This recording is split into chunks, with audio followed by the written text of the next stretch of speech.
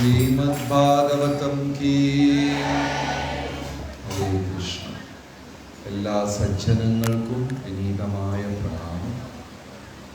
രുക്മിണി സ്വയംവരം ഇന്നലെ വിശദീകരിച്ചു. വിവാഹത്തിൻ്റെ വൈദികമായ വിശദീകരണം. വിവാഹം എന്താണ്?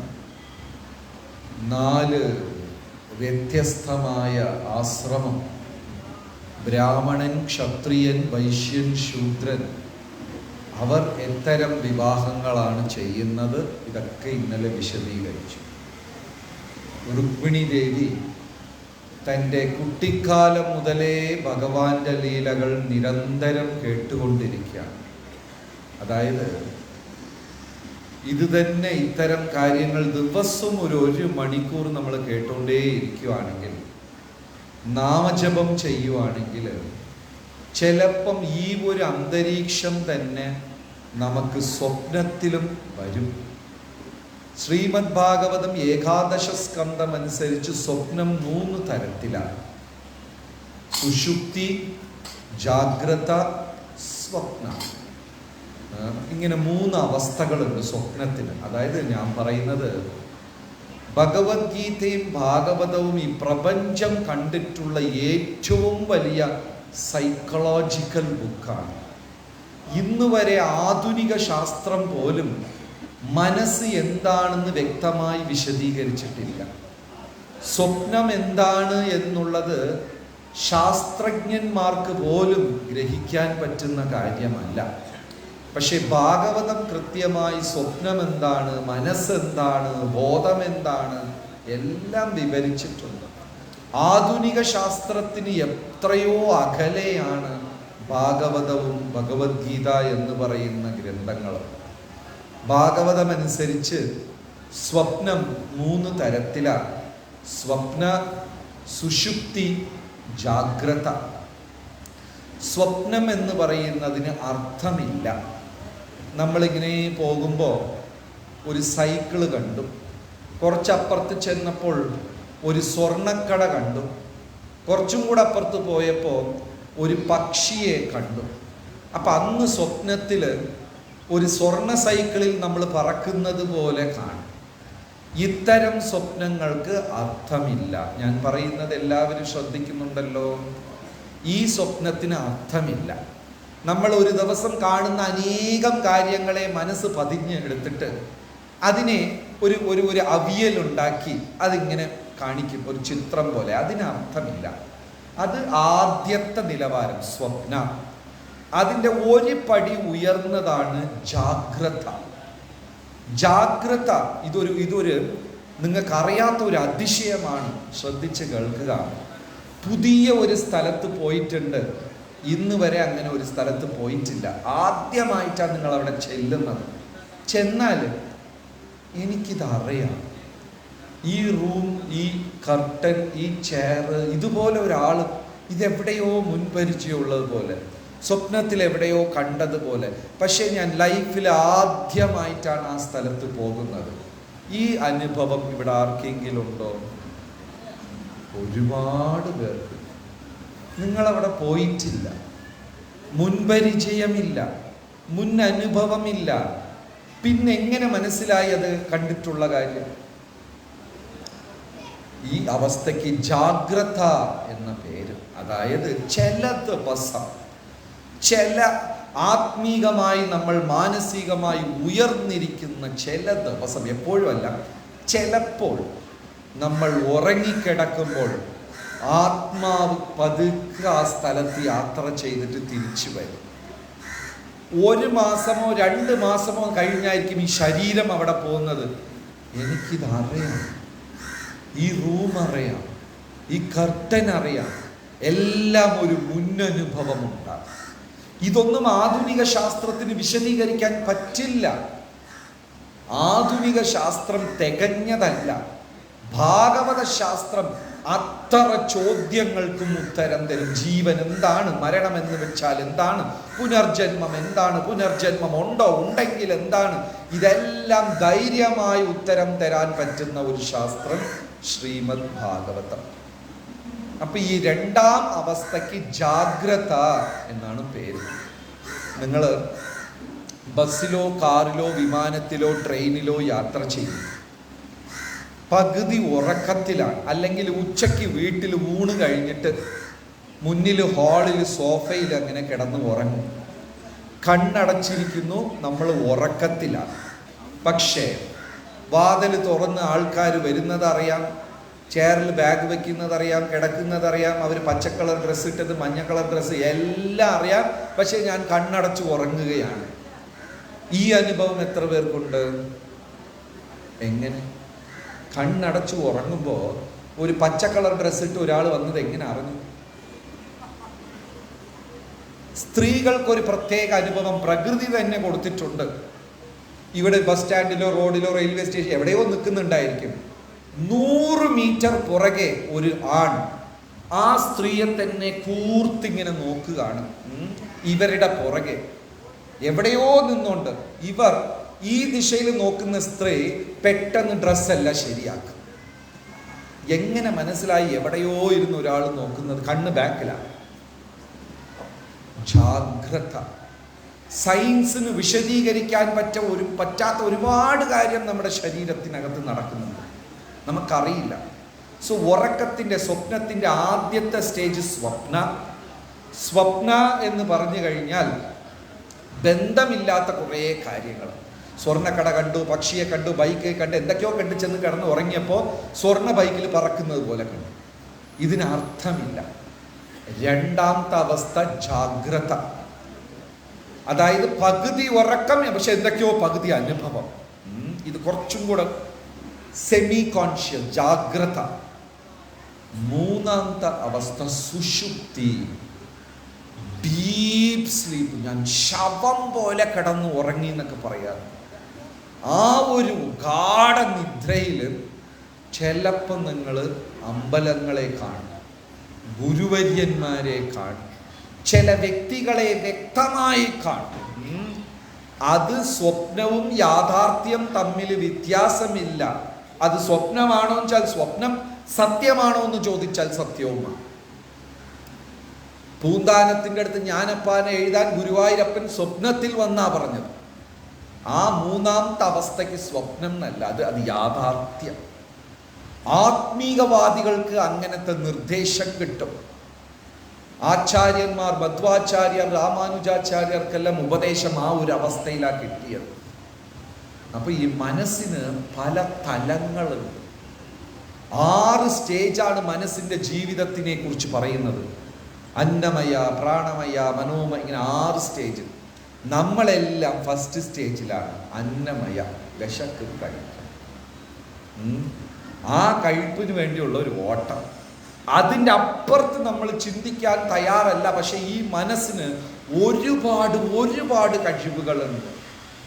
നിങ്ങൾ ഇംഗ്ലീഷിൽ ഹിപ്നോട്ടിസം എന്നൊക്കെ പറഞ്ഞ് കേട്ടിട്ടില്ലേ? അല്ലേ?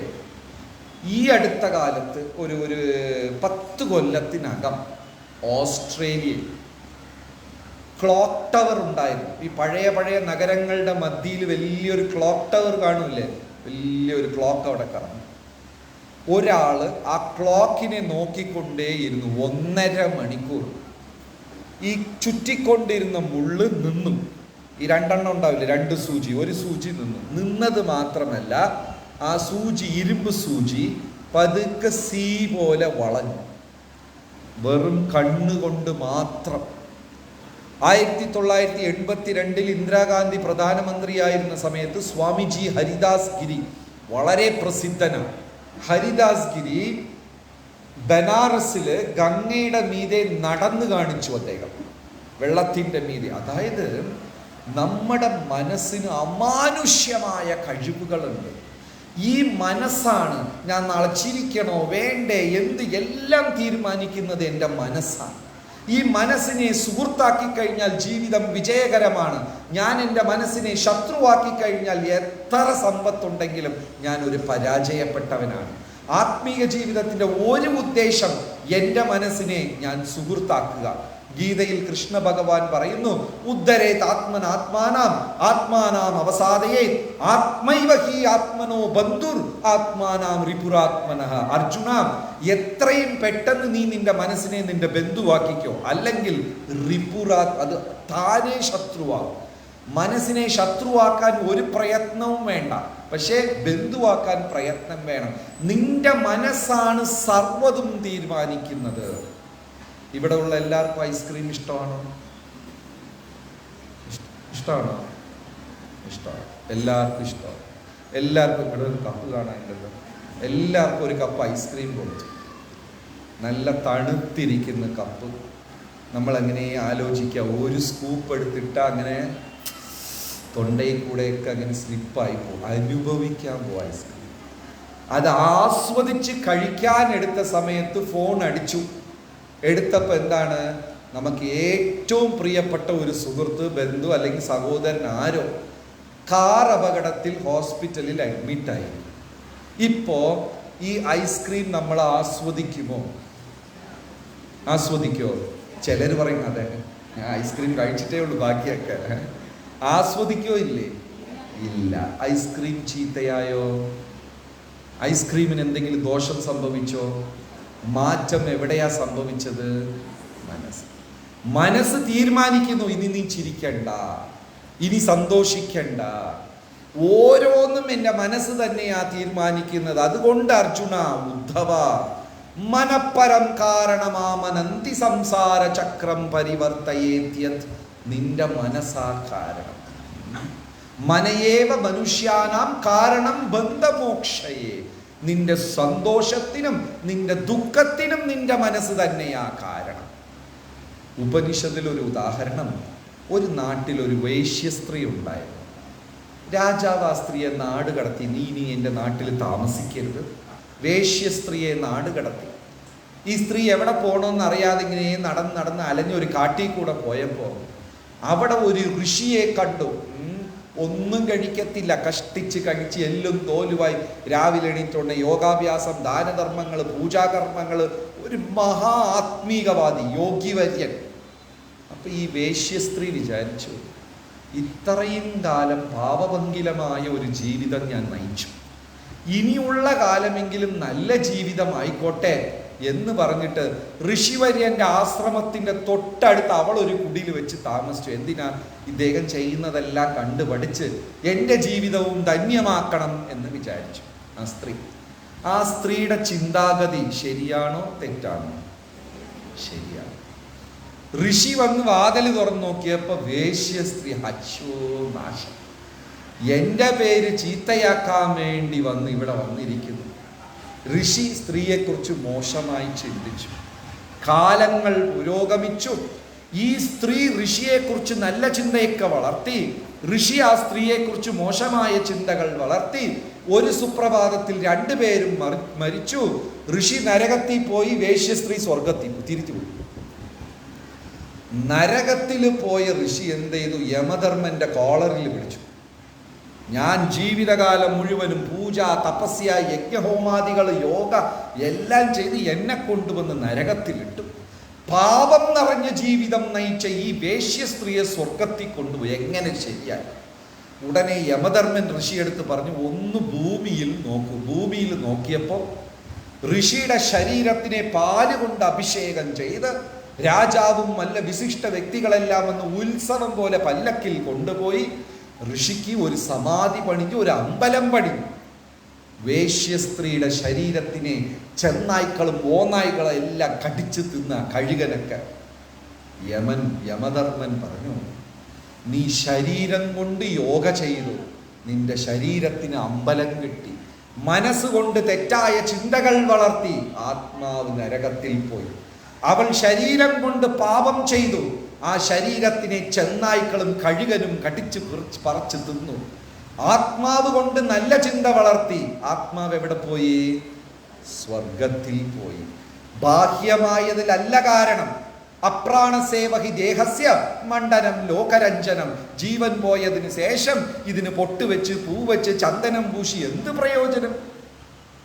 ജീവൻ. അപ്പൊ ബാഹ്യമായിട്ട് നമ്മളെല്ലാം, ഞാൻ പറയുന്നത് വിഷമം ഉണ്ടാവോ? എല്ലാവരും മാന്യരാ ഇല്ലേ? നല്ല ഡ്രസ്സൊക്കെ അയൺ ചെയ്ത് പൗഡർ പെയിന്റിങ് ഒക്കെ ചെയ്ത് ഹലോ.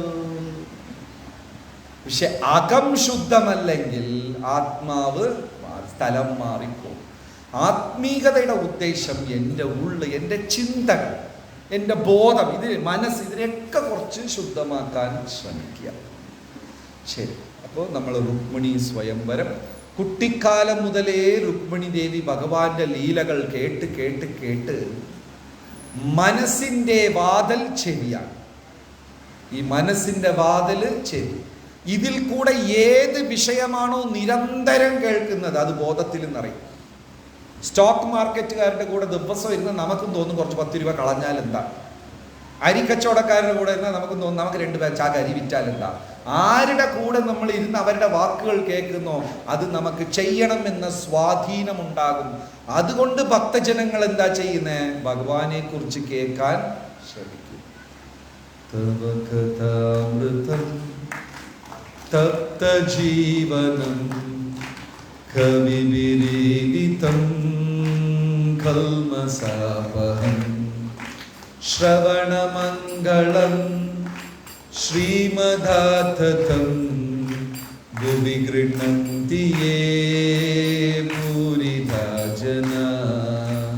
ഭഗവാനെ കുറിച്ച് ഗോപസ്ത്രീകൾ കേട്ട് കേട്ട് കേട്ട് കേട്ട് ഭക്തരായി മാറി. രുക്മിണി ദേവിയും കുട്ടിക്കാലം തൊട്ടേ ഭഗവാനെ കുറിച്ച് നിരന്തരം കേട്ട് ഭഗവാനെ തന്നെ ഭർത്താവായി കിട്ടണം എന്ന് രുക്മിണി ദേവി ആഗ്രഹിച്ചു. പക്ഷേ സഹോദരനായ രുക്മിണിയെ ശിശുപാലന് വിവാഹം ചെയ്തു കൊടുക്കണമെന്ന് ആഗ്രഹിച്ചു. അതുകൊണ്ട് ആ സ്വയംവരത്തിന് എല്ലാവർക്കും ക്ഷണക്കത്തുണ്ടായിരുന്നു. ആർക്ക് ക്ഷണക്കത്തില്ലായിരുന്നു? ആർക്കില്ലായിരുന്നു? കൃഷ്ണ ഭഗവാനില്ല. അതുകൊണ്ട് ഭഗവാന് രുക്മിണി ദേവി ബ്രാഹ്മണൻ മുഖേന ഒരു കത്തും അയച്ചു. അന്ന് ദ്വാരകയിൽ അതായത് ശാസ്ത്രത്തിനപ്പുറത്താണ്. ഭാഗവതം പറയുന്നു ശ്രീകൃഷ്ണ ഭഗവാൻ ദ്വാരകാപുരി സമുദ്രത്തിലാ പണിതർ. നിങ്ങൾ ഇന്റർനെറ്റിൽ പോയാൽ 1.5 മണിക്കൂറുടെ 2 വീഡിയോ ഉണ്ട് നാഷണൽ ജോഗ്രഫിക് ചാനലിന്റെ. അവർ സമുദ്രത്തിനകത്ത് ചെന്നിട്ട് ദ്വാരകയുടെ അവശിഷ്ടങ്ങളെല്ലാം റെക്കോർഡ് ചെയ്തിരിക്കുക. ഇത് കഥയല്ല, ഇത് സത്യമാണ്. ഇതിപ്പോ ഒരു ഫാഷനാണ് ആൾക്കാർക്ക് പറയുന്ന ദൈവം ഇല്ല. ഇതൊക്കെ ഒരു കഥയാ, മനുഷ്യനെ നന്നാക്കാൻ വേണ്ടിയുള്ള കഥയാ. രാമനും കൃഷ്ണനും ഒന്നും ഉണ്ടായിട്ടില്ല. പക്ഷേ നിങ്ങളുടെ ഫോണിൽ, സാധാരണ ഫോണിൽ ഗൂഗിൾ മാപ്പ് ഓപ്പൺ ചെയ്ത് കഴിഞ്ഞാൽ ഇന്ത്യക്കും ലങ്കയ്ക്കും നടുക്ക് ആ സമുദ്രത്തിൻ്റെ അടിയിലുള്ള ആ ഒരു സേതു, ശ്രീരാമനും വാനരന്മാരും പണിത സേതു നമുക്ക് നമ്മുടെ ഫോണിൽ കാണാൻ പറ്റും. ദ്വാരകയുണ്ട് സമുദ്രത്തിനകത്ത്, അയോധ്യയുണ്ട്, ശരയുണ്ട്, രാമേശ്വരമുണ്ട്, സമുദ്രത്തിൽ ഇതെല്ലാം ഉണ്ട്. ഇതിൽ എന്താ കള്ളം? ഈശ്വരൻ എന്ന ശക്തിയെ, ഈശ്വരൻ എന്ന വ്യക്തിയെ അംഗീകരിച്ചു കൊടുക്കാൻ എന്താ ബുദ്ധിമുട്ട്? അതിന് ശാസ്ത്രീയമായ തെളിവുകൾ വേണോ? ശാസ്ത്രീയമായ തെളിവുകളുണ്ട്. എന്നാലും യുവതലമുറ അത് അംഗീകരിക്കുന്നില്ല. നമ്മുടെ വിദ്യാഭ്യാസ രീതി അത് അംഗീകരിച്ചു കൊടുക്കാൻ അനുവദിക്കുന്നില്ല. അതായത് നമ്മുടെ ഭാരത സർക്കാരിൽ അല്ലെങ്കിൽ കേരള സർക്കാരിൽ ഒരു നീതി നിയമപാലകൻ, ജഡ്ജ്, ഇതുപോലെ ഉന്നത ജോലി കിട്ടുന്നവർക്ക് കൊടുത്തിരിക്കുന്ന നിയമങ്ങളിൽ ഒന്ന് എന്താണെന്നറിയോ? റിലീജിയസ് പ്രോഗ്രാമിന് പോകാൻ പാടില്ല. നിങ്ങൾ ഏതെങ്കിലും പരിപാടിക്ക് ഡിസ്ട്രിക്ട് ജഡ്ജ്, ഹൈക്കോർട്ട് ജഡ്ജ് വരുന്നത് കണ്ടിട്ടുണ്ടോ? അവർക്കൊരിതുണ്ട്, റിലീജിയസ് ദൈവത്തിന് ജഡ്ജ് ജോലി കിട്ടണമെങ്കിൽ ദൈവത്തിനെ പ്രാർത്ഥിക്കരുത്. എന്ത് വിചിത്രമായ നിയമമാണ്. എന്നാൽ വിദേശീയർ, അമേരിക്കക്കാരൻ അവൻ്റെ നോട്ടിൽ മേലെ എഴുതി വെച്ചിരിക്കുക ഇൻ ഗോഡ് വി ട്രസ്റ്റ്, ഞങ്ങൾ ദൈവത്തിനെ വിശ്വസിക്കുന്നു. ഇന്നതൊരു ഫാഷനായി ദൈവത്തിനെ വിശ്വസിക്കാതെ ഇരിക്കുക, ദൈവികമായ കാര്യങ്ങൾക്ക് പോകാതെ ഇരിക്കുക. ഹനുമാൻ അതെങ്ങനെ വിശ്വസിക്കും? വാലൊക്കെ ഉള്ള മനുഷ്യൻ, ആർക്ക് വിശ്വാസമില്ല. ഗണപതി ഇത്രയും നീണ്ട മൂക്ക്, അതെങ്ങനെ ഞങ്ങൾ വിശ്വസിക്കില്ല. പാൻറ്റിൻ്റെ പുറത്ത് ജട്ടിയിട്ട സൂപ്പർമാൻ വിശ്വസിക്കും. സ്പൈഡർ, അതൊക്കെ കുഞ്ഞുങ്ങൾക്ക് വിശ്വാസമാണ്. ഗണപതിയും ഹനുമാനെയും വിചിത്രമായ ആചാരം, വിചിത്രമായ ജീവിത രീതി. ഈ ഭാഗവത ശബ്ദബ്രഹ്മം ചലനമായുള്ള മനസ്സിനെ ശാന്തമാക്കും. എത്ര വിഷമം, വികാരം, പരിഭവം, പരാതി ഇരുന്നാലും ഇവിടെ വന്ന് അരമണിക്കൂർ ഇരുന്ന അറ്റ്ലീസ്റ്റ് ഉറക്കമെങ്കിലും വരും. വീട്ടിൽ ഉറക്കം കിട്ടാറില്ല. എന്താണ്? ചലനമായിരിക്കുന്ന മനസ്സ് ശാന്തമാകാൻ ഈ ശബ്ദബ്രഹ്മത്തിന് കഴിയും. അതേ നിങ്ങൾ പാശ്ചാത്യ സംഗീതം കേട്ടു നോക്കൂ. ഈ ടി വിയിലൊക്കെ വെസ്റ്റേൺ മ്യൂസിക് ഇല്ല, ബാങ് ബാങ് പാട്ട് കഴിയുമ്പോൾ ആ പാടുന്നവൻ ടീഷർട്ടൊക്കെ വലിച്ചു കീറി ഗിറ്റാറൊക്കെ പൊട്ടിച്ച് നല്ലവനെ ഭ്രാന്തനാക്കുന്ന സംഗീതവാദം. ഭ്രാന്തന്മാരെ സാത്വികന്മാരാക്കുന്ന ശബ്ദബ്രഹ്മമാണ് ഇത്. അപ്പൊ ഏതാ സത്യം? ആ ബ്രഹ്മഭുവന പര്യന്തം സർവം മായാമയം ജഗത് സത്യം സത്യം പുനഃ സത്യം ഹരേർനാമൈവ ഹി കേവലം. ഹരിയുടെ നാമമാണ് മഹാസത്യം. കുട്ടിക്കാലം മുതലേ രുക്മിണി കൃഷ്ണനെ കുറിച്ച് കേട്ട് കേട്ട് കേട്ട് ഒരു ഭഗവാന്റെ അടുത്ത് അതീവമായ പ്രേമം. അന്ന് കത്തും കൊടുത്തയച്ചു. ദ്വാരകയിൽ ഒരു രാത്രി കൃഷ്ണ ഭഗവാൻ ഊഞ്ഞാലിലിരുന്ന് ഒറ്റയ്ക്ക് ആടിക്കൊണ്ടിരിക്കുക. കാരണം ഭഗവാൻ അറിയാൻ കത്ത് വരാൻ പോകുന്നുള്ളത്. രുക്മിണി ദേവി, ഒരു ബ്രാഹ്മണൻ ക്ഷീണിച്ച് വിദർഭ രാജ്യത്തിലിരുന്ന് ദ്വാരക വരെ യാത്ര ചെയ്തു. ദ്വാരകാപുരി പോയവരുണ്ടോ? കുറച്ച് പേര്. ഈ സ്ഥലങ്ങളെല്ലാം ചെന്ന് കാണണം. അതിമനോഹരമായ സ്ഥലം, സമുദ്രത്തിൽ അങ്ങനെ പോകണം. അപ്പോൾ അവിടെ ദ്വാരകാപുരിയിൽ ബ്രാഹ്മണൻ ക്ഷീണിച്ചു രാത്രി എത്തി. ഭഗവാൻ ഊഞ്ഞാലിൽ അങ്ങനെ ആടിക്കൊണ്ടിരിക്കുക. അന്ന് തൻ്റെ തേരാളിയായ ദാരുകൻ്റെ വരണ്ട എന്ന് പറഞ്ഞു ഭഗവാൻ ലീവ് കൊടുത്ത് പറഞ്ഞു വിട്ടു തേരാളിയെ. രഥം നിർത്തിക്കോ, നീ വേണ്ട വീട്ടിൽ പോയിക്കോ.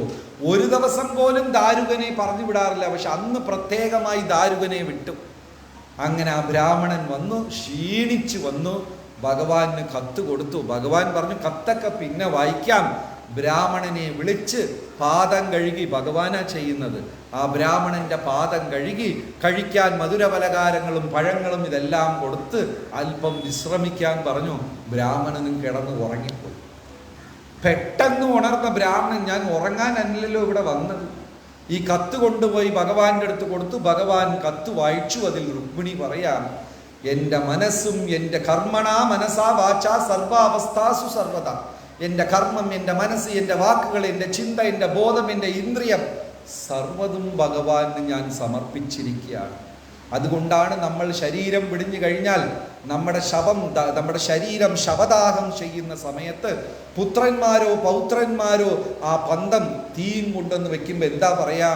കായേന വാച മനസേന്ദ്രിയേർവാ ബുദ്ധ്യാത്മനാവാ പ്രകൃതേർ സ്വഭാവം കരോമി അന്യത് സകലം പരസ്മൈ നാരായണ ഇതി സമർപ്പയാമി. ഭഗവാനെ, എൻ്റെ അച്ഛൻ മരിച്ചു കിടക്കുകയാണ്. കായം ശരീരം കൊണ്ടോ, മനസ്സഹ മനസ്സുകൊണ്ടോ, വാചഃ വാക്കുകൊണ്ടോ, ഇന്ദ്രിയഃ ഇന്ദ്രിയങ്ങൾ കൊണ്ടോ, ബോധം കൊണ്ടോ, ചിന്തകൾ കൊണ്ടോ അങ്ങേ ചിന്തിച്ചിരിക്കാം, സേവിച്ചിരിക്കാം, അല്ലെങ്കിൽ ചെയ്യാതെ ഒരു ജീവിതം നയിച്ചിരിക്കാം. പക്ഷെ ഈ നിമിഷത്തിൽ അതൊന്നും ഭഗവാൻ കണക്കിലെടുക്കാതെ എൻ്റെ അച്ഛന് പൂർണ്ണമായ ശരണം കൊടുക്കണം, സമർപ്പയാമി എന്നാണ് നമ്മൾ കത്തിക്കുന്നത്. 3 തവണ വട്ടം വയ്ക്കും മകൻ. ഒരു കലം എടുത്തിട്ട്, ആ ചടങ്ങൊക്കെ ഇവിടെ ഉണ്ടോ? മകൻ ഒരു കലം 3 പ്രാവശ്യം ഓരോ വട്ടം വയ്ക്കുമ്പോൾ ആ കലത്തിൽ ഒരു തുളയിടും. കർമ്മണ മനസാ വാച്ച 3 തുളയിട്ടിട്ട് കലം ബാക്കി കൂടെ ഇടും. കലം പൊട്ടി. ഇനി ആണെന്നോ പെണ്ണെന്നോ പൈസക്കാരനെന്നോ ദരിദ്രനെന്നോ ധനാട്യനെന്നോ ഉയർന്നവനെന്നോ താഴ്ന്നവൻ, ശരീരം പോയി കഴിഞ്ഞാൽ ഏതാ അടയാളം? എല്ലാം പോയി. ഇനി ഭഗവാന്റെ തൃപ്പാദങ്ങളിൽ യാത്ര ചെയ്യട്ടെ എന്ന് കലം പൊട്ടിച്ച് അങ്ങ് വെച്ച് കത്തിക്കും. അപ്പോൾ ഭഗവാന് കത്തെഴുതിയിരിക്കുക രുക്മിണി. എന്നിട്ടാണ് രുക്മിണി ദേവി ചിന്തിച്ചത്, ഞാൻ ഇങ്ങനെ ഒരു കത്തെഴുതിയില്ലേ, കൃഷ്ണ ഭഗവാൻ ഇനി എന്നെക്കുറിച്ച് എന്തായിരിക്കും ചിന്തിക്കുക? ഞാൻ എന്താ താഴ്ന്ന കുലത്തിൽ ജനിച്ചു, ഇങ്ങനെയൊക്കെ ഒരു കത്തെയ്ത മോശം, അതുകൊണ്ട് എന്നെ സ്വീകരിക്കാതെ വിടോ എന്ന് ടെൻഷനായി രുക്മിണി ദേവിക്ക്. ഭഗവാൻ എന്ത് ചെയ്തു? കത്ത് വായിച്ചു. കത്തിനെ ഊഞ്ഞാലിൽ വെച്ചു. ബ്രാഹ്മണന്റെ അടുത്ത് പറഞ്ഞു രഥത്തിലേക്ക് കയറിക്കോളാൻ. ബ്രാഹ്മണൻ രഥത്തിൽ കയറി.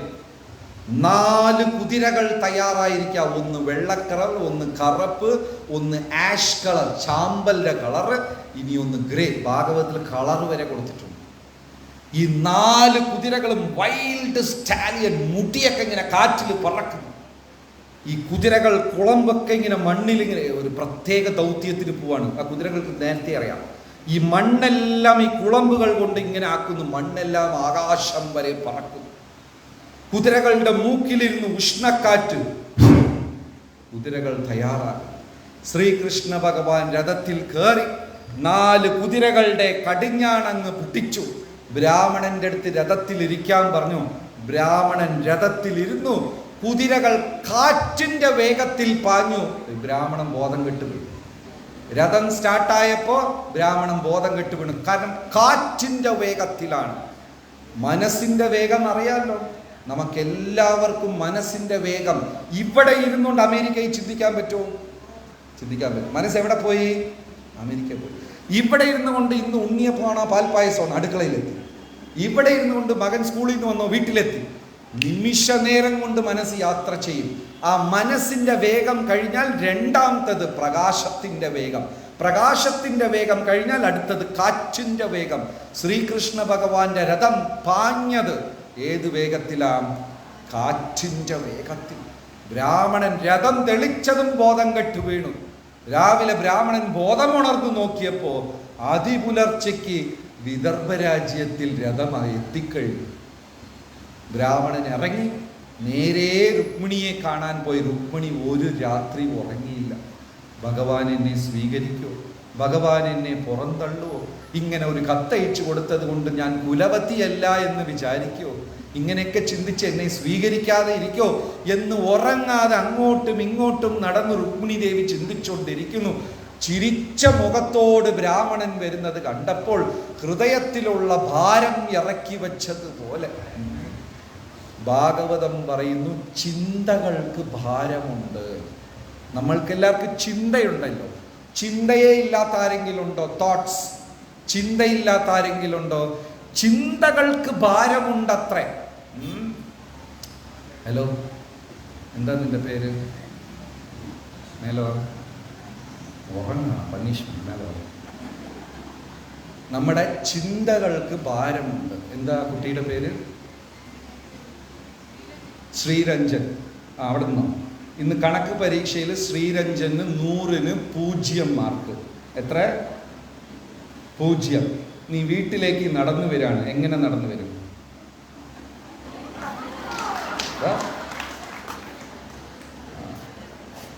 0 മാർക്ക് എടുത്തു. അപ്പൊ മനസ്സിൽ എന്തായി? ഭാരമാണ്, വിഷമമായി. അപ്പൊ ഭാരമായപ്പോ എങ്ങനെ നടന്നു വന്നു? ഒന്നും കൂടെ നടന്നു.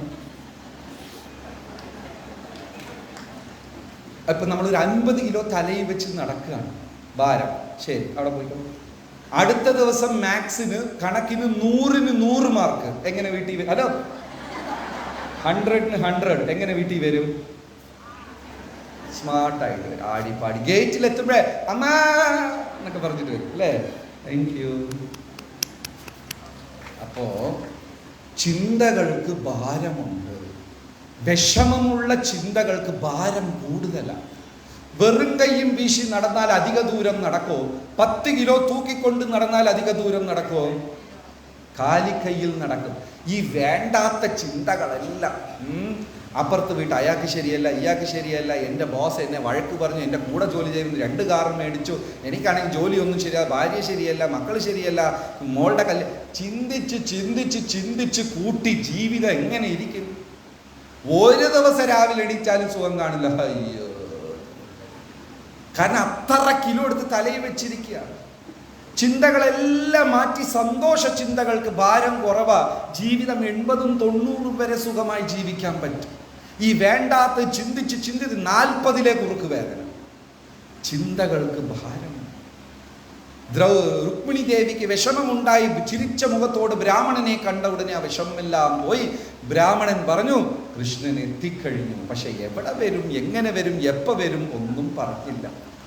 അന്ന് രാവിലെ സ്വയംവരത്തിന് മുമ്പായിട്ട് അംബികാദേവി ക്ഷേത്രം, ഇന്നും വിദർഭ രാജ്യത്തിൽ മഹാരാഷ്ട്രയിൽ ആ സ്ഥലമുണ്ട്. അംബികാദേവിയുടെ ക്ഷേത്രത്തിൽ അംബികയെ പൂജിക്കുന്ന ഒരു പതിവുണ്ട്. അതിനായി രുക്മിണി പോകും. അപ്പൊ സ്വയംവരത്തിന് എത്തിച്ചേർന്ന രാജാക്കന്മാരും രാജകുമാരന്മാരും അംഗദേശം, കലിംഗദേശം, ഭോജവംശം എല്ലാ രാജാക്കന്മാരും അവിടെ എത്തി. അപ്പൊ ആരോ പറഞ്ഞു രുക്മിണി അംബികാ ക്ഷേത്രത്തിൽ പോയിരിക്കുക. അപ്പൊ ആ സുന്ദരിയെ കാണാനായിട്ട് എല്ലാ രാജാക്കന്മാരും അംബികാ ക്ഷേത്ര നടയിലെത്തി.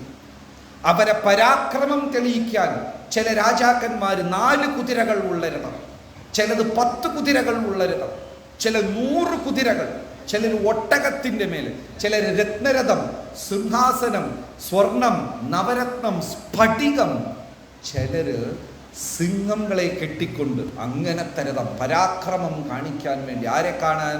രുക്മിണിയെ കാണാൻ. അംബികാദേവിയുടെ പൂജയും കഴിഞ്ഞു.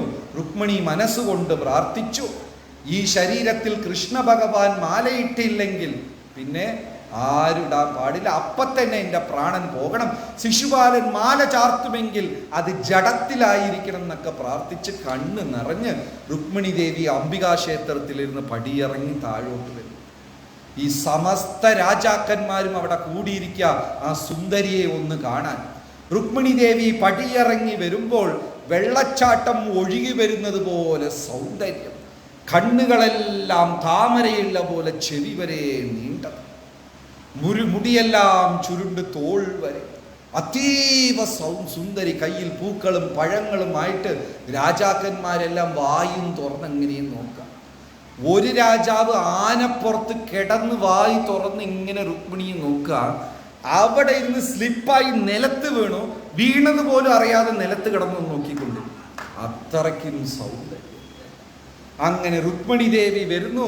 ഇവിടെ പല രാജാക്കന്മാരെല്ലാം ഞാൻ കലിംഗ രാജാവാണ്, രുക്മിണിയെ കൊണ്ടുപോകുമെങ്കിൽ ഞാനായിരിക്കും എന്ന് വീരവചനങ്ങൾ പറഞ്ഞുകൊണ്ടിരിക്കുന്ന സമയത്ത് കൊടുങ്കാറ്റ് വീശുന്നത് പോലെ രുക്മിണി ദേവിക്ക് എന്താ സംഭവിക്കുന്നതെന്നറിയില്ല. വല്ലാത്ത പൊടിയും കാറ്റും വരുന്നതുകൊണ്ട് രുക്മിണി ദേവി ഒന്ന് കണ്ണടച്ചു. ശ്രീകൃഷ്ണ ഭഗവാൻ കാറ്റിൻ്റെ വേഗത്തിൽ 4 കുതിരകളെയും പിടിച്ച് അതിൻ്റെ കടിഞ്ഞാൺ ഇടത്തെ കൈയിൽ പിടിച്ച് ഭഗവാൻ ഭൂമിയോളം താന്ന് വലത്തെ കൈ കൊണ്ട് അങ്ങനെ രുക്മിണിയെ കോരിക്കൊണ്ടുപോയി. രാജാക്കന്മാർ ഇപ്പോഴും നിലത്ത് കിടന്ന് നോക്കുന്നതേ ഉള്ളൂ. പെട്ടെന്ന് ശിശുപാലൻ ചാടി എണീറ്റ് പറഞ്ഞു, സിംഹത്തിന് വെച്ചിരുന്ന ഭക്ഷണത്തിനെ അതാ ഒരു ചെന്നായ തട്ടിക്കൊണ്ടുപോകുന്നു. പിന്നെയാണ് ആൾക്കാർക്ക് മനസ്സിലായത് കൃഷ്ണ ഭഗവാൻ കൊണ്ടുപോയത്. ഉടനെ എല്ലാവരും ചാടി കയറി അവരെ രഥത്തിലൊക്കെ കയറി ഭഗവാന്റെ പുറകെ പോകാൻ തുടങ്ങി. ഭഗവാന്റെ രഥം കാറ്റിൻ്റെ വേഗത്തിൽ. ഈ പൊടിയടിച്ച കൊണ്ട് രുക്മിണി ദേവി കണ്ണടച്ചു. അടുത്തത് വീണ്ടും കണ്ണു തുറന്നു നോക്കിയപ്പോൾ തൊട്ടടുത്ത് മാധവൻ ഭഗവാൻ ഇങ്ങനെ ചിരിച്ചുകൊണ്ടിരിക്കുന്നു. രുക്മിണി നാണം കൊണ്ട് മുഖമെല്ലാം ചുവന്നു. അങ്ങനെ രുക്മിണിയെ കൊണ്ടുപോയി രാജാക്കന്മാർ ബാക്കിൽ വരെ. ഈ സമയം എന്താ സംഭവിച്ചത്? ദ്വാരകയിൽ പുലർച്ചയ്ക്ക് ബലരാമൻ വന്ന് നോക്കിയപ്പോൾ ഊഞ്ഞാലിൽ ഒരു കത്ത് കിടക്കുന്നു. ബലരാമന് മനസ്സിലായി കൃഷ്ണൻ എവിടെ പോയെന്ന്. മുഴുവൻ യദുസൈന്യത്തിനെയും കൊണ്ടുവന്നു നേരെ വിദർഭ രാജ്യത്തിൽ. അങ്ങനെ ഭഗവാൻ ആ പൊടികളുടെ ഇടയിൽ മാഞ്ഞു. പൊടികളെല്ലാം താഴെ ഇറങ്ങി. ശിശുപാലൻ നോക്കിയപ്പോൾ ബലരാമനും യദുസൈന്യവും അവിടെ നിൽക്കുന്നു. അയ്യോ, രുക്മിണി പോയേന്ന് തലയിൽ കൈവച്ചു. അതായത് തൻ മൻ ധൻ മനസാ കർമ്മണ വാച, ഇത് 3 ഭഗവാന് സമർപ്പിച്ചവരെ ഏത് രീതിയിലും ഭഗവാൻ സ്വീകരിക്കും. അപ്പം നമ്മളെ നാമം ജപം, ശരീരം കൊണ്ട് ഭഗവാൻ അല്പം സേവനം, മനസ്സുകൊണ്ട് അല്പം ഭക്തി, ആ വ്യക്തികളെ തീർച്ചയായിട്ടും ഭഗവാൻ സ്വീകരിക്കുക തന്നെ ചെയ്യും. ഗോവിന്ദ ജയ ജയ ഗോപാല ജയ ജയ രാധാരമണ ഹരി. ഗോവിന്ദ ജയ ജയ ഗോവിന്ദ.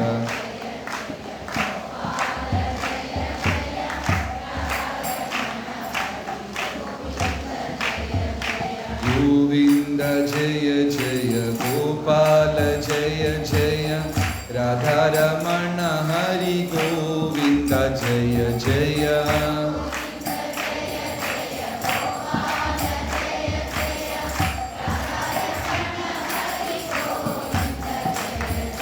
ഗോവിന്ദ ജയ ജയ ഗോപാല ജയ ജയ രാധാരമണ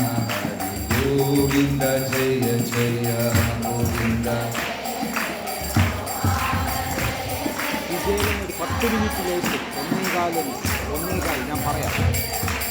ഗോവിന്ദ ജയ ജയ ഗോപാല ജയ ജയ രാധാരമണ ഹരി ഗോവിന്ദ ജയ ജയ ഗോവിന്ദ.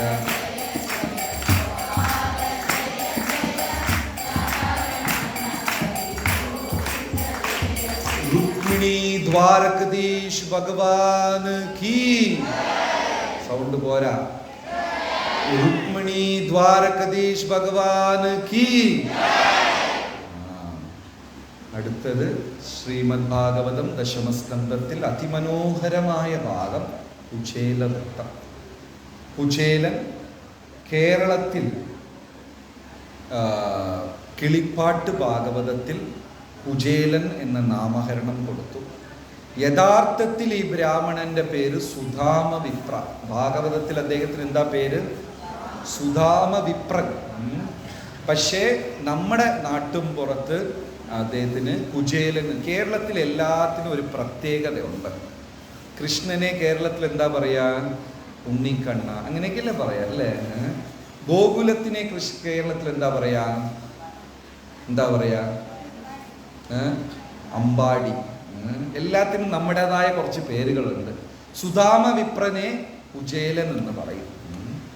അപ്പോൾ സംസ്കൃതത്തിൽ സുധാമവിപ്രൻ, മലയാളത്തിൽ കുചേലൻ. കുചേലന് ഒരു പഴയ കഥയുണ്ട്.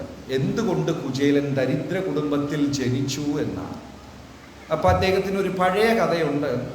സാന്ദീപനി മഹർഷിയുടെ ആശ്രമത്തിൽ ഗുരുകുലത്തിൽ കൃഷ്ണനോടൊപ്പം ഒരുമിച്ച് പഠിച്ച ആളാണ്. ആര്? കുചേലൻ. അതുകൊണ്ട് എൻ്റെ കുട്ടി സുഹൃത്തുക്കളെല്ലാം നല്ലോണം ശ്രദ്ധിച്ച് കേൾക്കണം. ശ്രീകൃഷ്ണ ഭഗവാൻ മൊത്തം 64 ദിവസമാണ് സ്കൂളിൽ പോയത്.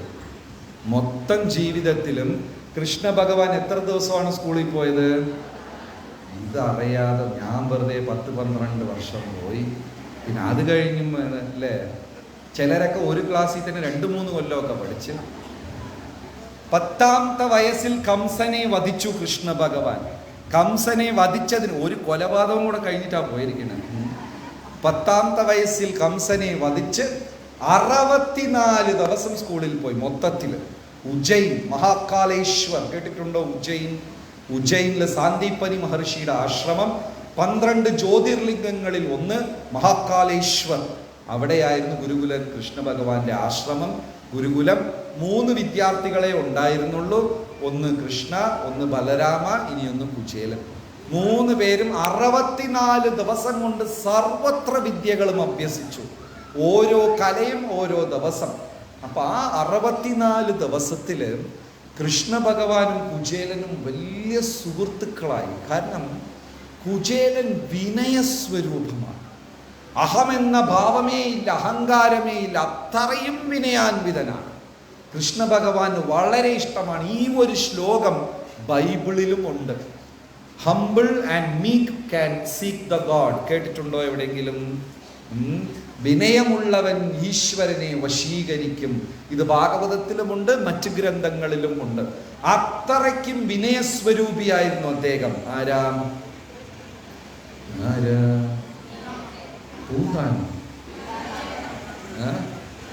സുധാമ. അപ്പോ ആ ഒരു 64 ദിവസത്തിൽ അവർ വലിയ കൂട്ടുകാരായി. കാട്ടിൽ പോയാൽ ഒരുമിച്ച് പോകും, പഴങ്ങളെ ശേഖരിക്കാൻ പോയാൽ ഒരുമിച്ച് പോകും.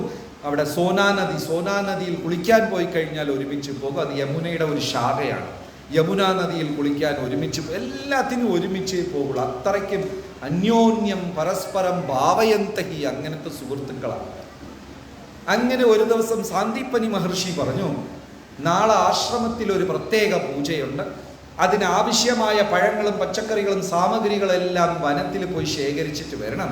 2 കുഞ്ഞുങ്ങളെയും പറഞ്ഞു വിട്ടു. 10 വയസ്സായിരുന്നു 2 പേർക്ക്. ആർക്ക്? കൃഷ്ണനും കുചേലനും. ബലരാമൻ സീനിയർ, 11 വയസ്സ്.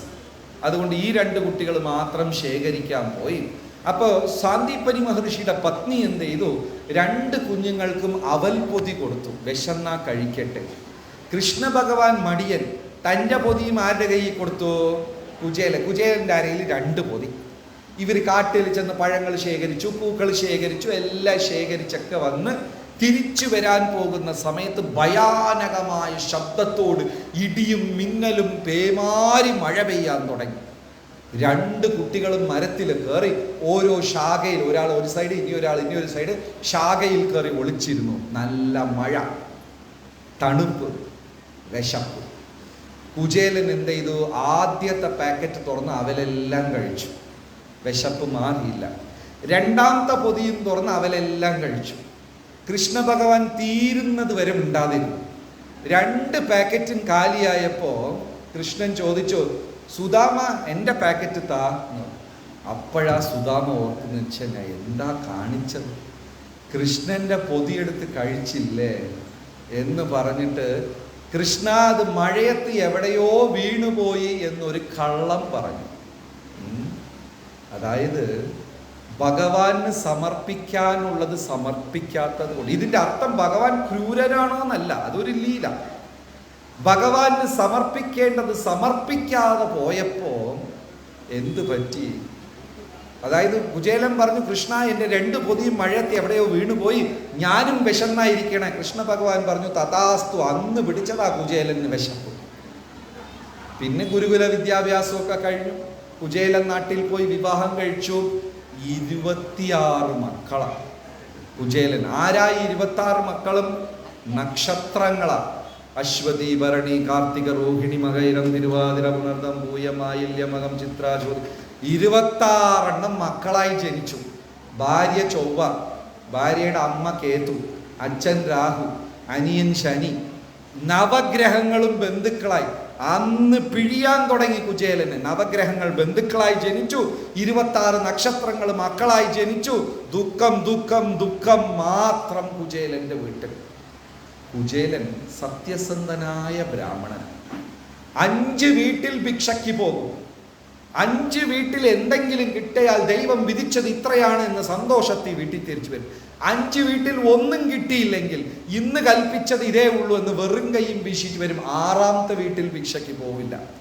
അദ്ദേഹം ഭിക്ഷയെടുക്കുന്നതല്ല, അത് ധർമ്മമാണ്. ഒരു ബ്രാഹ്മണൻ യാചിച്ച് കഴിക്കണം എന്നുള്ള ധർമ്മമായതുകൊണ്ട് 5 വീട്ടിൽ ദാനത്തിന് പോകും. കിട്ടിയാ കിട്ടി, 5ൽ കിട്ടിയില്ലെങ്കിൽ അന്ന് വീട്ടിൽ പട്ടിണി, മിക്കവാറും പട്ടിണി.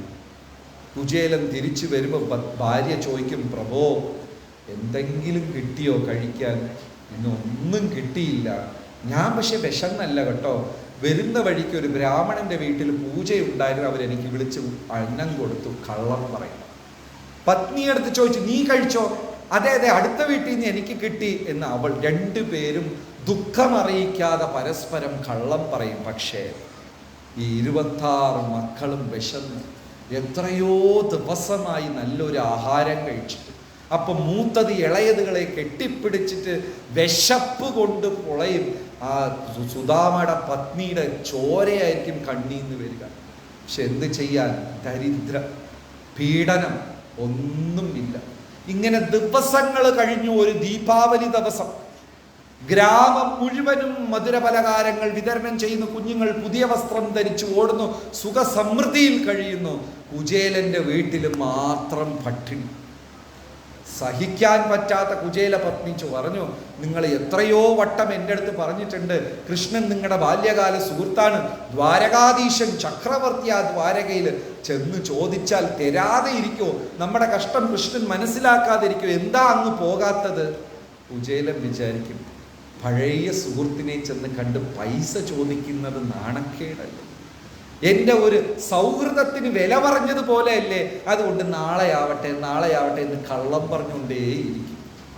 ഒരു ദിവസം സഹികെട്ട കുചേല പത്നി, ഇന്ന് പോയേ മതിയാവൂ, നമ്മുടെ കുഞ്ഞുങ്ങളിങ്ങനെ വിഷമിക്കുന്നത്, കഷ്ടപ്പെടുന്നത് എനിക്ക് സഹിക്കാൻ പറ്റുന്നില്ല. കുചേലനും അവസാനം വിചാരിച്ചു, കൃഷ്ണനെ ഒന്ന് കാണാം, ശരി പോകാമെന്ന് പറഞ്ഞു. ഉടനെ അവൾ അടുത്തിരുന്ന 4 വീടുകളിൽ ഓടിച്ചെന്ന് ഓരോ വീട്ടിൽ നിന്ന് ഓരോ കൈപ്പിടി അവിലും 4 കൈപ്പിടി അവിലും കൊണ്ടുവന്ന് ഒരു തുണിയിൽ കെട്ടിപ്പൊതിഞ്ഞ് ഇത് കൊടുത്തയച്ച് കൃഷ്ണന് കൊടുക്കാൻ. കുചേലൻ നടക്കാൻ തുടങ്ങി. പോകുന്ന വഴിയെല്ലാം കുചേലൻ ചിന്തിച്ചു, കൃഷ്ണൻ എന്നെ മറന്നിട്ടുണ്ടാകുന്നു, ഏറെ വർഷങ്ങൾ കഴിഞ്ഞു, അല്ല പൈസയ്ക്ക് വേണ്ടി വന്നു എന്ന് എന്നെ തരം താഴ്ത്തി കാണുമോ? ഇങ്ങനെ ചിന്തിച്ച് സന്ധ്യോളം നടന്ന് സന്ധ്യ ആയപ്പോൾ കുചേലൻ ദ്വാരകയിലെത്തി. ദ്വാരകയെ നോക്കി അമ്പരന്നിരിക്കുക. സ്വർണ്ണ മാളികകൾ, നവരത്നം പതിച്ച മാളികകൾ, സ്ഫടികം കൊണ്ടുണ്ടാക്കിയത്, വെള്ളി കൊണ്ടുണ്ടാക്കിയത് പലതിലും. കാവൽക്കാരന്മാരെടുത്ത് ചോദിച്ചു, കൃഷ്ണന്റെ ഇല്ലമേതാ? കാവൽക്കാരന്മാർ പറഞ്ഞു, ഈ രാജവീതിയിൽ തന്നെ നടന്നോളൂ, അവസാനം കാണുന്ന ഏറ്റവും വലിയ കൊട്ടാരം കൃഷ്ണന്റെയാ. അവിടെ എത്തി. കാവൽക്കാരന്മാർ തടഞ്ഞു. ആരാണെന്ന് ചോദിച്ചു. കൃഷ്ണന്റെ ബാല്യകാല സുഹൃത്താണ് എന്ന് മാത്രം പറഞ്ഞു. സുദാമ എന്ന പേര് പറഞ്ഞു. കാവൽക്കാരന്മാർ അകത്ത് ചെന്നു. ശ്രീകൃഷ്ണ ഭഗവാൻ അംഗവസ്ത്രമില്ലാതെ, കിരീടമില്ലാതെ, ആഭരണഭൂഷണങ്ങളൊന്നുമില്ലാതെ പത്നിമാരോടിരുന്ന് സംസാരിക്കുക. അപ്പൊ കാവൽക്കാരൻ അകത്ത് വന്ന് പറഞ്ഞു, അഖിലാണ്ടകോടി ബ്രഹ്മാണ്ഡനായക ഭഗവാനെ, അങ്ങയെ കാണാൻ അങ്ങയുടെ ബാല്യകാല സുഹൃത്ത് സുദാമ എന്ന പേര് ഒരു ദരിദ്ര ബ്രാഹ്മണൻ രാജ്യകവാടത്തിൽ നിൽക്കുന്നു.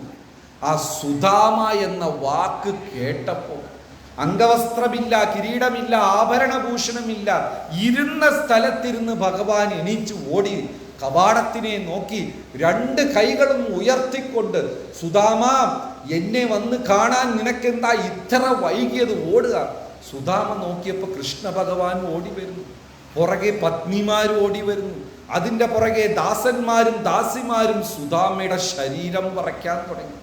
ഭഗവാൻ ഓടി വന്ന് സുദാമയുടെ കൈ പിടിച്ച് മാറിൽ വെച്ചുകൊണ്ട്, രുക്മിണി, ഞാൻ പറഞ്ഞിട്ടില്ലേ സുദാമ എൻ്റെ സുഹൃത്ത് ഇതാണത്, ജാമ്പവതി എൻ്റെ സുഹൃത്ത് ഇതാണ്, സത്യഭാമ ഇതെൻ്റെ സുഹൃത്താണ്, മിത്രവിദ്യ ഞാൻ എപ്പോഴും പറയാറില്ലേ ഇതെൻ്റെ സുഹൃത്താണ്, ഇദ്ദേഹമാണ് എനിക്ക് ഭക്ഷണം തരുന്നത്, ഞങ്ങൾ ഒരുമിച്ചാണ് കിടന്നുറങ്ങുന്നത്, ഒരുമിച്ച് പോയി യമുനയിൽ കുളിക്കും, കാട്ടിൽ പൂക്കൾ പറിക്കാൻ പോകും, ഞങ്ങൾ ഒരുമിച്ച് പോകും, സുദാമ സുദാമ സുദാമ എന്ന് 1000 നാവുള്ളതുപോലെ കൃഷ്ണ ഭഗവാൻ സംസാരിക്കുന്നു. സുദാമയുടെ കൈ പിടിച്ച് ചോദിച്ചു, എന്നെ വന്ന് കാണാൻ നിനക്കെന്താ ഇത്ര വൈകിയത്? നീ മറന്നോ നമ്മൾ യമുനയിൽ പോയി ഒരുമിച്ച് കുളിച്ചത്, കാട്ടിൽ പഴങ്ങൾ ശേഖരിക്കാൻ പോയത് നീ മറന്നോ? അത് ഓർക്കുന്നുണ്ടോ? ഇത് ഓർക്കുന്നുണ്ടോ? സുദാമയുടെ ശരീരം വിറയ്ക്കാൻ തുടങ്ങി. കണ്ണുകൾ നിറഞ്ഞു, മുടിയെല്ലാം രോമാഞ്ചമുണ്ടായി, ശബ്ദമിടറി, വാക്കുകൾ വരുന്നില്ല, ചൂട് കണ്ണീരും ചൊരിഞ്ഞ് സുദാമ അവിടെ അങ്ങനെ നിൽക്കുക.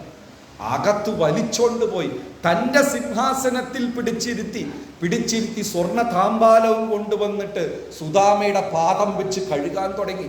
സുദാമ വിറയ്ക്ക, കൃഷ്ണൻ എൻ്റെ കാല് കഴുകിക്കൊണ്ടിരുന്ന കൃഷ്ണൻ എന്ത് ചെയ്തു? പെട്ടെന്ന് കുചേലന്റെ 2 കാലും എടുത്ത് തൻ്റെ മാറിൽ വെച്ചു. അപ്പോൾ സുദാമ വിറയ്ക്കാൻ തുടങ്ങി. കൃഷ്ണ ഭഗവാൻ 1000 നാവുള്ളതുപോലെ, കുചേല നീ അന്ന് അത് മറന്നോ, ഇത് മറന്നോ, കാട്ടിൽ നമ്മൾ അവില് കഴിച്ചത് മറന്നോ, പഴങ്ങൾ പറിച്ചത് ഓർമ്മയുണ്ടാ? സുദാമ ഒരു അക്ഷരം മിണ്ടുന്നില്ല. രാത്രിയായപ്പോൾ സുദാമ വിശ്രമിക്കാൻ കിടന്നിട്ട് ഒരു ചിന്തയേ ഉള്ളൂ, കൃഷ്ണൻ എന്നെ മറന്നു കാണുമെന്ന് ഞാൻ വിചാരിച്ചു. പക്ഷേ ഓരോ നിമിഷവും ഓർത്ത് ഭഗവാൻ പറയുന്നു, ഇനി ഞാനിവിടെ ഒരു ക്ഷണം പോലും നിൽക്കില്ല. ഭഗവാൻ എൻ്റെ പാദം കഴുകുന്നു, എന്നെ എല്ലാവരുടെ മുമ്പേ വെച്ച് സൽക്കരിക്കുന്നു. പെട്ടെന്ന് എൻ്റെ കാലുകളെടുത്ത് ഭഗവാന്റെ മാറിൽ വെച്ചു. ഞാൻ അതപ്പതിച്ച ദരിദ്ര ബ്രാഹ്മണൻ. രാവിലെ പുലർച്ചയ്ക്ക് സ്ഥലം വിടണം എന്ന് കുചേലൻ തീരുമാനിച്ചു. പുലർച്ചയ്ക്ക് കുചേലൻ എണീറ്റു, കൃഷ്ണന്റെ അടുത്ത് പറഞ്ഞു, കൃഷ്ണ ഞാൻ പോകുന്നു.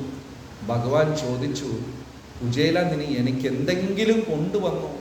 കുചേലൻ നോക്കി, മണിമന്ദിരങ്ങൾ, സ്ഫടികം, നവരത്നങ്ങൾ, ഇത്രയും ആഡംബരം രാജകീയമായ സ്ഥലത്ത് ഈ അവൽപ്പൊതി എങ്ങനെ കൊടുത്തു? കുചേലൻ പറഞ്ഞു, കൃഷ്ണ ഞാൻ ഒന്നും കൊണ്ടുവന്നില്ല. ഭഗവാൻ ചിരിച്ചോണ്ട് പറഞ്ഞു, അതേ കള്ളം കുചേലൻ നീ ഇപ്പോഴും പറയുന്നു എന്ന് പറഞ്ഞ് പിടിച്ചു വലിച്ച് അരയിലുണ്ടായിരുന്ന പൊതിയും വലിച്ചെടുത്ത് അതിലിരുന്ന് 1 പിടി അവലെടുത്ത് കഴിച്ചു. രണ്ടാമത്തത് കഴിക്കാൻ പോയപ്പോൾ രുക്മിണി പറഞ്ഞു, മതി, ആവശ്യത്തിനധികം അങ്ങ് കൊടുത്തു കഴിഞ്ഞു, ഇനി ഈ പിടിയും കൂടെ അങ്ങ് കഴിച്ചാൽ എനിക്ക് ഈ കൊട്ടാരം വിട്ടിട്ട് അവിടെ പോയി താമസിക്കേണ്ടി വരും. ഭഗവാൻ ശരിയെന്ന് സമ്മതിച്ചു. പക്ഷെ കുചേലൻ ഇതൊന്നും അറിയുന്നില്ല. യാത്ര ചൊല്ലി കുചേലൻ തിരിച്ച് നടക്കുക. പോകുന്ന വഴിക്കെല്ലാം കുചേലൻ കരഞ്ഞുകൊണ്ടിരിക്കുന്നു. ഞാൻ മറന്നു കാണുമെന്ന് വിചാരിച്ചു, ഞാൻ പണത്തിന് ചെന്നു എന്ന് കൃഷ്ണ ഭഗവാൻ വിചാരിക്കുമെന്ന് കരുതി എന്നെ സ്വീകരിച്ചു. ഓരോ പത്നിമാരുടെ മുമ്പേയും 1000 നാവുള്ളതുപോലെ എന്നെ പരിചയപ്പെടുത്തി, എന്നെ രത്നസിംഹാസനത്തിലിരുത്തി, എൻ്റെ പാദങ്ങൾ കഴുകി, എൻ്റെ പാദം എടുത്ത് അദ്ദേഹം ശിരസിൽ വെച്ചു. കാഹം ബ്രഹ്മബന്ധു ദരിദ്ര പാപിയാം, ഞാൻ ബ്രഹ്മബന്ധു, അതപ്പതിച്ചവൻ, ദരിദ്രൻ, പാപി. കൃഷ്ണ ശ്രീനികേതനം, കൃഷ്ണ ഭഗവാനാരാ ലക്ഷ്മിപതി എന്നെ സ്വീകരിച്ചല്ലോ എന്ന് കരഞ്ഞ് കരഞ്ഞ് കരഞ്ഞ് കുചേലൻ സുദാമപുരി ഗ്രാമത്തിലെത്തി. വന്ന് നോക്കിയപ്പോഴോ കൊട്ടാരം, വീട് കാണാനില്ല. കൊട്ടാരവും കുഞ്ഞുങ്ങളെല്ലാം കളിക്കുന്നു, സ്ത്രീകളെല്ലാം കീർത്തനം ചൊല്ലി നടക്കുന്നു. അവരെടുത്ത് ചെന്ന് ചോദിച്ചു, ഇവിടെ ഒരു ദരിദ്ര ബ്രാഹ്മണൻ സുദാമയുടെ വീടുണ്ടായിരുന്നല്ലോ, എവിടെ പോയി? അവരെല്ലാം പറഞ്ഞു, പ്രഭോ ഞങ്ങളെ മനസ്സിലായില്ലേ, കുടുംബാംഗങ്ങളാ. അപ്പൊ ഒറ്റ പ്രാർത്ഥനയെ കുചേലൻ ഉണ്ടായിരുന്നുള്ളൂ, കൃഷ്ണ നീ എനിക്ക് ആവശ്യത്തിനധികം തന്നു. ഈ ഐശ്വര്യം കാരണം ഞാൻ അങ്ങയുടെ തൃപ്പാദത്തിനെ മറക്കുമെങ്കിൽ എനിക്ക് ഇനി ഈ ഐശ്വര്യം വേണ്ട എന്ന് ശിഷ്ടമുണ്ടായിരുന്ന കാലം ഭഗവാനെ ഭജിച്ച് ഭജിച്ച് കുചേലൻ നടക്കുമായിരുന്നു. ഹരേ കൃഷ്ണ കൃഷ്ണ കൃഷ്ണ ഹരേ ഹരേ, ഹരേ രാമ രാമ രാമ രാമ ഹരേ ഹരേ, ഹരേ Krishna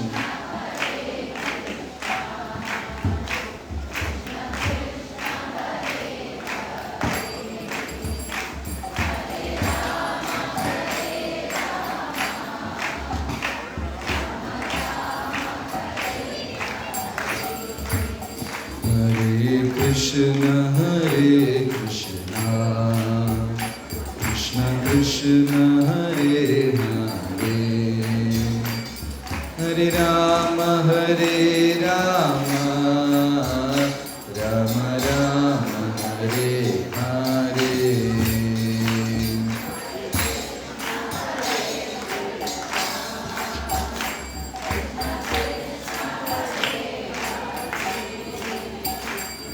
Hare Rama Rama Rama Hare Hare, Hare Krishna Krishna Krishna Hare Hare, Hare Rama Rama Rama Hare Hare, Hare Krishna. എല്ലാവരും ജപിക്കുക.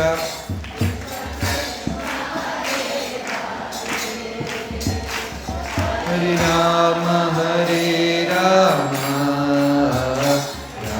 രാമ, ഹരേ കൃഷ്ണ കൃഷ്ണ കൃഷ്ണ ഹരേ ഹരേ, ഹരേ രാമ രാമ രാമ രാമ ഹരേ ഹരേ, ഹരേ Krishna.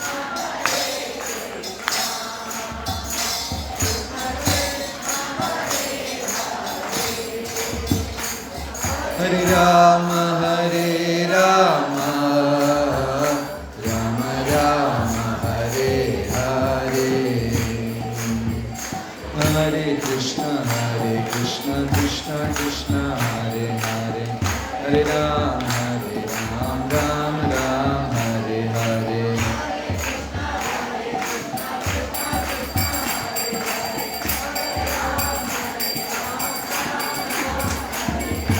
Hare Krishna Krishna Krishna Hare Hare, Hare Ram Ram Ram Hare Hare.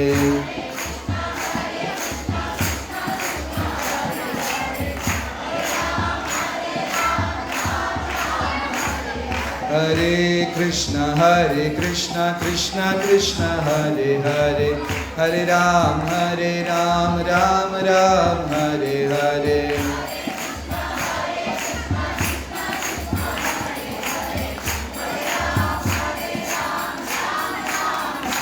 Hare Krishna Krishna Krishna Hare Hare, Hare Rama Rama Rama Hare Hare, Hare Krishna